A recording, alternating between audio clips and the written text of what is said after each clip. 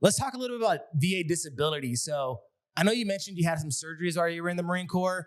Did you know the process in and out before you got out and had your military disability set up right away? Or did it take you some time to kind of figure it out and get your disability rating? Right. So, going through the process of disability is, you hear people, thumping on the desk, hey, document everything. Make sure you go to medical. If you even sneeze, make sure you go to medical. And the reality of it is that you can't just go to medical every single week. You can't, just whenever you do have these things that hit you, just pop off and say, hey, I got to go. Like people are counting on you, especially in the aviation side of things, like long hours, people with qualifications, especially for you to pull yourself away, somebody's going to have a problem with that. What I've realized post, obviously, after the fact, is you can still document those things and just do them all at once. So, say you go in for your annual. Throughout the entire year, you need to keep a spreadsheet or a little note or stickies or something. And every single time you think of something, your knee hurts when you wake up, or when you sleep on your left hand side, you tend to snore, and maybe you have sleep apnea. Write a laundry list of things. And when you do make it to medical, you say, hey, doc, I need you to recognize that I have all these things going on.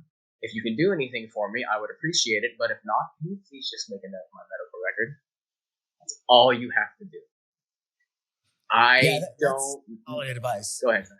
No, go for it. Yeah. I just think that was smart. I haven't heard that before. Like, just to have it documented yourself and then during your annual physicals, bringing it up because, yeah, the military is fast paced and you don't want to get that stigma of being the guy who's always at medical, but Mm-hmm. you still have to document this stuff because you're rated, you deserve it. So, what's the smart way to do it? I think documenting it, like things you can put up with, right? Documenting it and then telling them at your annual physical is great. But go ahead, keep sharing what you were sharing. Yeah, that's it, and that's all you got to do. And he just puts a little blurb in there that says, "Hey, experiences knee pain after long runs or something like that." Something that you just wouldn't go to the doctor for on your own for its own individual thing. If there's a note in there, I mean, that's a history. And every single time you go in, you take the same list in and say, "Hey, doc, I'm still having these problems, and I have these problems as well." If I would have done that, it would have saved me so much hassle and time and energy and effort and just, you know what I'm saying? Because I'm sure yourself included, I'm sure there are things that aren't on your VA disability rating that should be, but since you never documented it, it's like it never happened, unfortunately. You'll probably have to get an attorney to get your rating bumped up, and it's unfortunate we have to do that, but maybe this is a way that people can be a little bit more proactive and save them a little bit of trouble, hopefully.